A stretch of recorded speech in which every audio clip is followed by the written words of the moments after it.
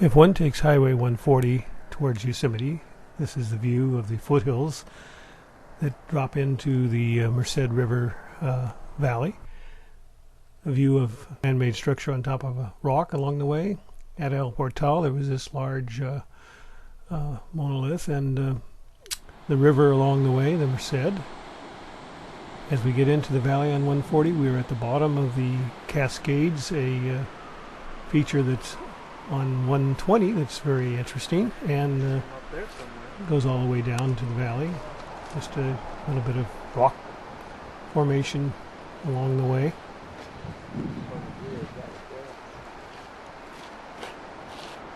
We then come to where President Teddy Roosevelt sat with John Muir and discussed the good of the forest many years ago, 1903.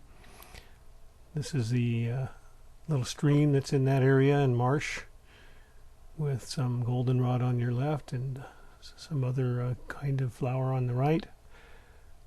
A little bit more close-up of the goldenrod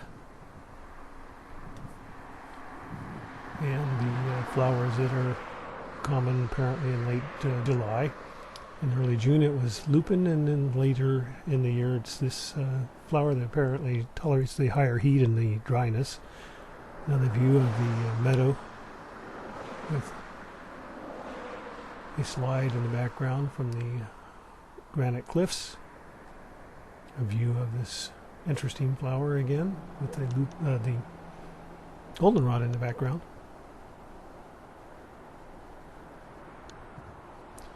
Next thing we come to is Bridalveil Falls. This is from the parking lot. This is in the afternoon. The wind is blowing and making it into this interesting fanned out, blown in the wind kind of a low water formation. Sometimes you have to circle that parking lot at Bridalveil to find a parking place. Go around 3 or 4 times, so just be aware of that. Now the wind's shifted slightly and is blowing a little more from the west. You see the sheerness of this fall, which is why it's called Bridalveil Fall, I presume. You can see the scalloping now is on the western side of the falls. Comparing the scale to the trees, you can see a great deal of the water volume gets blown back across the top of the threshold of this waterfall. Always interesting at Bridalveil Falls.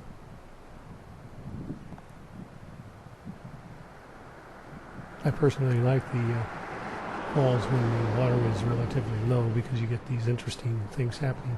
Going up the road to 41 to the lookout, we look back on the valley. We have a tour group here on the truck that is used to go around the valley and see various sights. Looking across the valley at El Capitan, face on. See the trees on the very top. If you look carefully, look back down on the Highway 140 coming in. See a family group down at the Merced River. This is actually probably 600 feet below us. We go back down to the Merced and stop at this location. You'll hear families swimming in the Merced, and across the valley we see Yosemite Falls. This is just the upper part of the falls,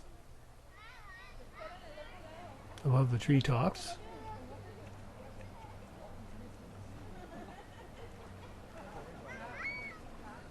Following the water as it falls from the top to the bottom of the upper falls here. See a little bit of the Cascade and then part of the lower falls. We'll do that again to give you another view.